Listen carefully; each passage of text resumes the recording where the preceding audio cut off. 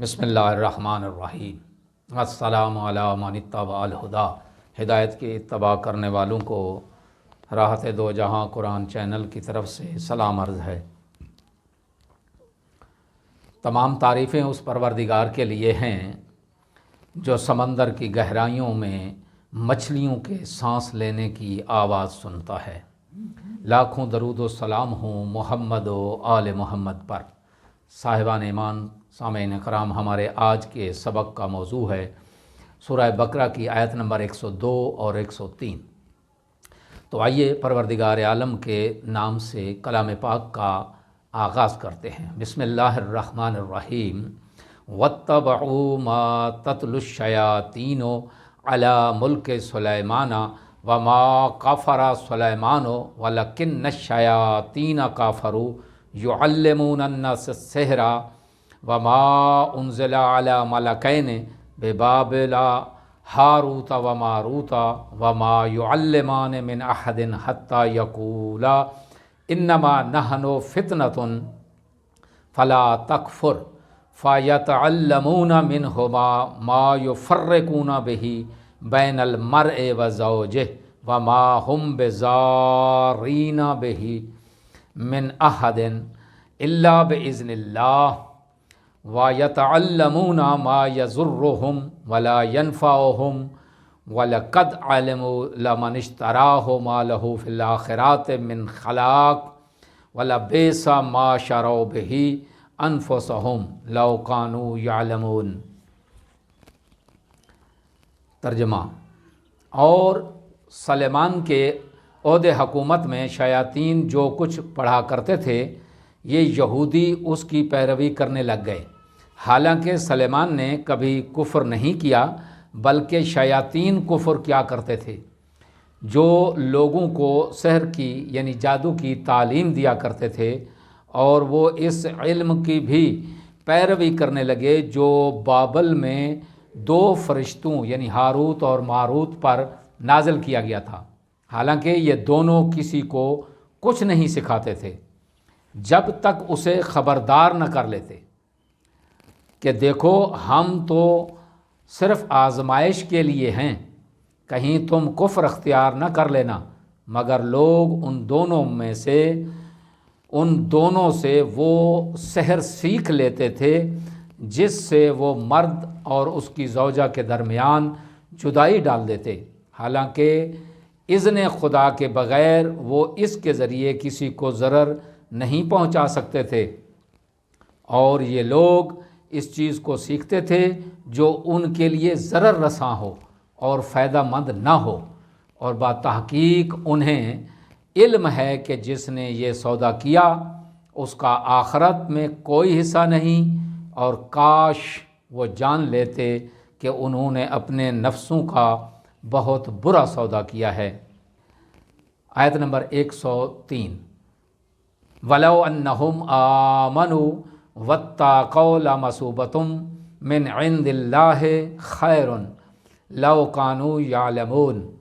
ترجمہ: اور اگر وہ ایمان لے آتے اور تقوی اختیار کرتے تو اللہ کے پاس اس کا ثواب کہیں بہتر ہوتا، کاش وہ سمجھ لیتے۔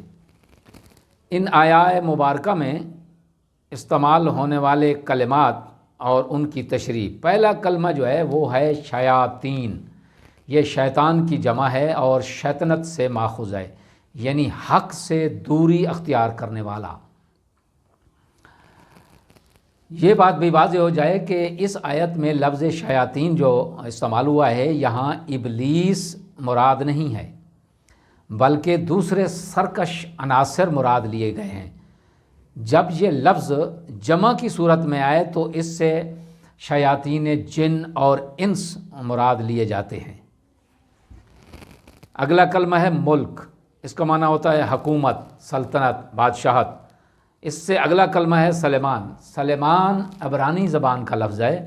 سلیمان حضرت داؤد علیہ السلام کے 4 فرزندوں میں سے ایک کا نام حضرت سلیمان ہے۔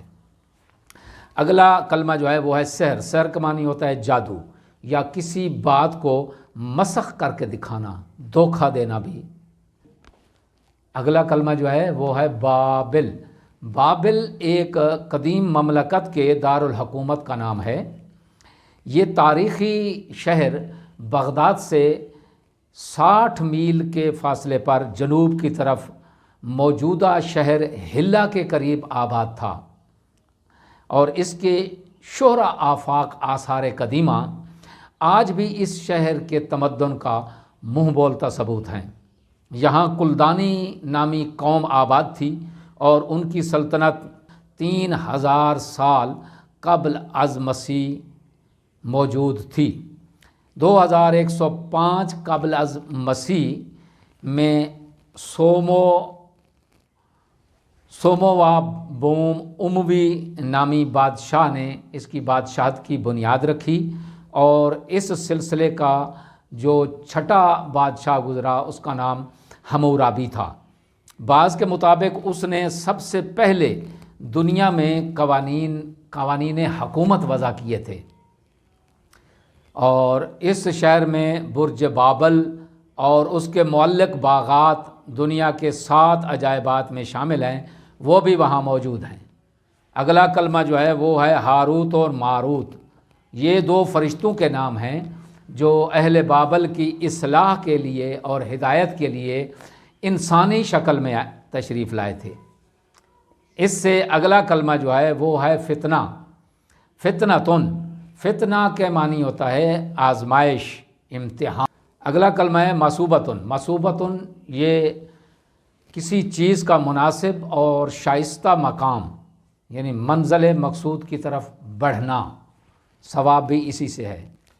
ان آیات کی تفسیر اس طرح ہے کہ یہ جو آیہ مبارکہ وَاتَّبَعُوا مَا تَتْلُو الشَّيَاطِينُ عَلَىٰ مُلْكِ سُلَيْمَانَ، یہ یہودی وحی خدا کی اتباع کرنے کی بجائے وہ سفلی علوم کے شیدائی تھے جنہیں ان لوگوں نے شیاطین سے اخذ کیا ہے۔ احادیث کے مطابق حضرت سلیمان علیہ السلام کے عہد حکومت میں جب سحر اور جادو عام ہونے لگا تو حضرت سلیمان علیہ السلام نے ان تمام اوراق اور اسناد کو ضبط کر لیا جن پر جادو تحریر تھا، اور انہیں ایک جگہ محفوظ کر لیا۔ آپ علیہ السلام کی وفات کے بعد